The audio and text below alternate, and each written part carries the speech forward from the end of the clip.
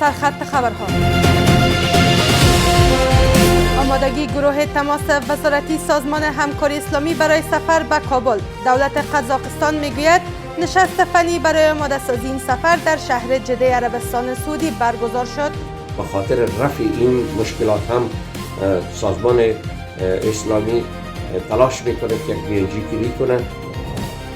شکاف سیاسی در اسلام آباد بر سر افغانستان. وزیر دولت در امور داخلی پاکستان با انتقاد از حزب تحریک انصاف گفت که اعضای این حزب به جای دفاع از افغانستان به این کشور بروند. مسدود ماندن مسیرهای ترانزیتی میان افغانستان و پاکستان. مسئولان در اتاق تجارت و سرمایه گذاری افغانستان میگویند اسلام آباد تاکنون درباره بازگشایی مسیرهای ترانزیتی تصمیم نگرفته است. پاکستان زموږ تجاران ته هدایت ورکړل چې د خپل مالونو بیرته وباسي ویسي هغه ملک نه کوم راوړي دي هغه ملک ته ویسي. و نفوذ تروریست ها در اعتراضات ایران. وزیر خارجه این کشور اعلام کرد که مرحله سوم اعتراضات دیگر تظاهرات نیست بلکه جنگ تروریستی در جاده هاست.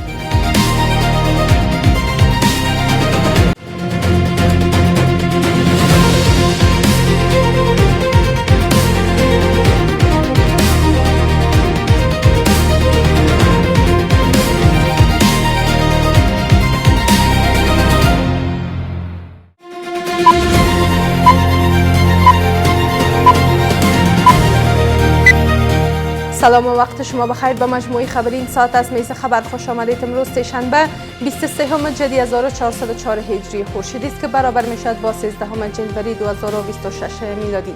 مشروع خبر. گروه تماس وزارتی سازمان همکاری اسلامی به زودی به کابل سفر می‌کند. بر اساس خبرنامه دولت قزاقستان نشست فنی این سازمان برای آماده سازی این سفر در شهر جده عربستان سعودی برگزار شد. گزارش از نستر نمیری.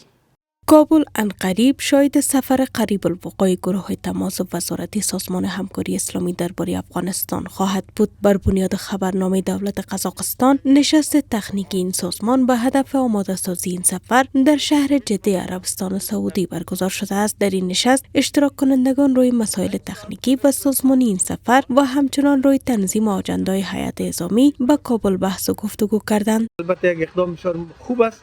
همکاری سازمان همکاری اسلامی و آیسی همیشه تلاش میکنه تا با استفاده از امکانات دیپلماسی آرام دشواری‌ها و مشکلاتی که بین افغانستان و سازمان همکاری اسلامی وجود داره حل کنه. بر بنیاد این خبرنامه دیپلمات‌های کشورهای عضو در این نشست بر ضرورت اتخاذ رویکرد هماهنگ و مشترک در تعامل با افغانستان تاکید کرده و هدف این سفر را افزایش اثربخشی تلاش‌های سیاسی، بشری و اقتصادی سازمان همکاری اسلامی در قبال افغانستان عنوان کرده است. اختلافات و وضعیت نظامی که بین پاکستان و افغانستان به میان آمده به خاطر رفع این مشکلات هم سازمان اسلامی تلاش میکنه که یک میانجی گیری کنن. با این حال پرسشی که مطرح می شود این است که هیئت گروه تماس وزارتی سازمان همکاری اسلامی در دیدارهای خود در کابل با چی موضوع مشترک و چی پیام مشخصی به کابل اعزام می شود. من فکر می کنم این موضوع افغانستان پاکستان موضوع اساسی است. احتمالاً که بیشتر سر این موضوع بحث‌های داشته باشند و در کنار از این تحولات اخیر موضوع ایران است که در ایران وضعیت قابل نگرانی است برای تمام کشورها و احتمالاً این موضوعات مطرح شود. گفتنی است که گروه تماس وزارتی سازمان همکاری اسلامی درباره افغانستان در سال 2025 و بر اساس قطعنامه شورای وزیران خارجه این سازمان تشکیل شده و هدف آن هماهنگی اقدامات کشورهای عضو در زمینه‌های سیاسی، بشری و اقتصادی مرتبط با افغانستان است. طلال چودری وزیر دولت در امور داخلی پاکستان حزب تحریک انصاف پاکستان را متهم کرده است که با همدلی بیش از حد با افغانستان و ایجاد ابهام در سیاست‌های ملی به ویژه در موضوع تروریسم به امنیت پاکستان لطمه می‌زند. این مقام دولت پاکستان بار دیگر ادعا کرده که در افغانستان پناهگاه‌ها و اردوگاه‌های آموزشی هراس افغانان وجود دارد و این موضوع از سوی کشورهای مختلف نیز تایید شده است. به گفته او حزب تحریک انصاف در این باره تردید دارد و اگر این گونه به افغانستان علاقه دارد هواداران این حزب باید آنجا بروند. امارت اسلامی تاکنون در پیوند به این موضوع واکنش نشان نداده، اما پیش از این چنین ادعاها را رد کرده و گفته که خاک افغانستان مصون است و هیچ تهدید متوجه کشورهای همسایه نیست. مسئولان در اتاق تجارت و سرمایه گذاری افغانستان میگویند با وجود درخواست وزارت تجارت پاکستان برای بازگشایی مسیرهای ترانزیتی با افغانستان، اسلام آباد هنوز تصمیم در این زمینه نگرفته است. خانجان الکوزی عضو هیئت مدیره این اتاق به خبرگزاری آفاق گفت که مقامهای پاکستانی به تاجران افغان توصیه کردند که کالاهایی را که از سایر کشورها وارد کردند به همان کشورها بازگردانند.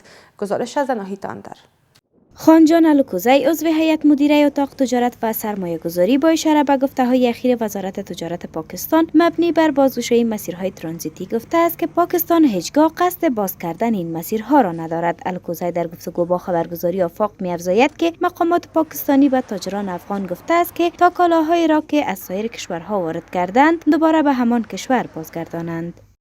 پاکستان زموږ تجاران ته هدایت ورکړل چې د خپل مالونه بیرته وباسي ویسي هغه ملک نه چې راوړي دي هغه ملک ته ویسي چې دا هم یو ډیر لوی ستونزه ده وای د سر نه بیرته د مالونه په کشتیو کې واچول شي او بیا مالیزیا ته ویول شي یا جاپان ته ویول شي یا دا ډیر لوی مشکل دی. خو په هر صورت یو تعداد اموال چې دي هغه حتی بيخي دومره جریمه پر راغلي ده چې هغه بیرته د تګ امکانات نشته. ما یو تعداد خلک مجبور دي چې اموال خپل وباسي. افغانستان ته د راتګ فیصله پیشتر وزارت تجارت پاکستان گفته بود که اموال ترانزیتی بازرگانان افغان که در بندرهای کراچی، گوادر و گذرگاه‌های مرزی متوقف ماندند می توانند بنابر خواستهای صادرکنندگان از هر بندر دوباره صادر شوند. که اگر راه باز میشه به دلیلی که زیاد دو طرف مرز هموطنان عزیز ما در این راه تجارت دارن، به او خاطر باید راه اگر باز میشه کار خیلی خوبی است و در صورت باز شدنش باید تضامین گرفته شود از پاکستان. تضامینی هم در قالب سازمان‌های مثل سار، کرک، ایکو، شانگهای در تمام کشورها و سازمان‌های بین‌المللی و منطقوی که ما عضو هستیم. در حالی که امارت اسلامی تاکنون در این مورد چیزی نگفته است، برخی آگاهان اقتصادی میگویند که پاکستان با از دست دادن بازار بزرگ افغانستان و کاهش دسترسی به آسیای مرکزی اکنون به این نتیجه رسیده که ادامه این وضعیت میتواند منافع اقتصادی و استراتژیکش را به شدت تهدید کند، در حالی که هند تلاش دارد جایگاهش را در منطقه تقویت کند. پاکستان پنجمین بازار خود از افغانستان بود و سه سکتور عمده از و سکتور از دوایی به میشکل سکتور ساختمانی و همچنان بازارهای تربار خود هم از دست دادن که به شدت اینا با مشکلات خیلی جدی مواجه شدن و همچنان بخش ترانسپورتیشن از اونها فلج شده و هزاران نفر بیکار شده. این بیانگر عزیز که نسبت به افغانستان پاکستان بیشتر متضرر شده. این در حال است که توقف تجارت میان افغانستان و پاکستان در ماه‌های اخیر پیامدهای اقتصادی چشمگیر برای هر دو کشور به همراه داشته است. این توقف که بیشتر ناشی از تنش‌های سیاسی، محدودیت‌های گمرکی و موانع ترانزیتی بوده، سبب شده تا صدها محموله تجاری در بنادر کراچی، گوادر و گذرگاه‌های مرزی متوقف بماند. کمیسیون رسیدگی به مشکلات مهاجرین افغان میگوید که ایران و پاکستان در یک روز 1499 شهروند افغانستان را اخراج کرده است. این کمیسیون امروز سه‌شنبه در خبرنامه نوشته که این افراد از طریق گذرگاه‌های اسلام قلعه، پل ابریشم، اسپین بولدک، تورخم و بهرامچه به کشور بازگشتند. کمیسیون رسیدگی به مشکلات مهاجرین افزوده که با بازگشت کنندگان کمک‌های نقدی، خوراکی و بهداشتی ارائه شده و همچنان زمینه حمل و نقل آنها به شهرهای اصلیشان نیز فراهم شده است. و در خارج از کشور، سید عباس عراقچی وزیر خارجه ایران در دیدار با سفیران خارجی اعلام کرد که بین 8 تا 10 جنوری تروریست‌های مسلح به هدف افزایش تلفات در میان معترضان نفوذ کرده و به صورت سازمان یافته به نیروهای امنیتی و مردم شلیک کردند. عراقچی تاکید کرد که آنچه اکنون به عنوان مرحله سوم اعتراضات شناخته می شود دیگر تظاهرات نیست بلکه جنگ تروریستی در جاده هاست. پس از تشدید تظاهرات در ایران، سید عباس عراقچی وزیر خارجه ایران در دیدار با سفیران خارجی گفته که بین 8 تا 10 جنوری تروریست‌های مسلح با هدف افزایش تلفات در میان معترضان نفوذ کرده بودند و به صورت سازمان یافته به نیروهای امنیتی و مردم شلیک می‌کردند. او افزوده که این اقدامات در حال صورت گرفته که ترامپ تهدید به دخالت در صورت افزایش کشته‌ها کرده بود. عراقچی تاکید کرده که آنچه به عنوان مرحله سوم اعتراضات یاد می‌شود دیگر تظاهرات نیست بلکه جنگ تروریستی در جاده ها است. تحولات کشورهای اسلامی، خاورمیانه، کشورهای عربی و کشورهای خلیج فارس از بهار عربی گرفته تا به امروز بر اساس یک برنامه پلان و بر اساس یک استراتژی مشخص کشورهای غربی برای ساقط ساختن دولت‌ها و ایجاد انارشیزم، جنگ‌های داخلی، فروپاشی حاکمیت‌ها و حکومت‌ها و نظام‌های قدرتمندی که در سوریه بود، در لیبیا بود،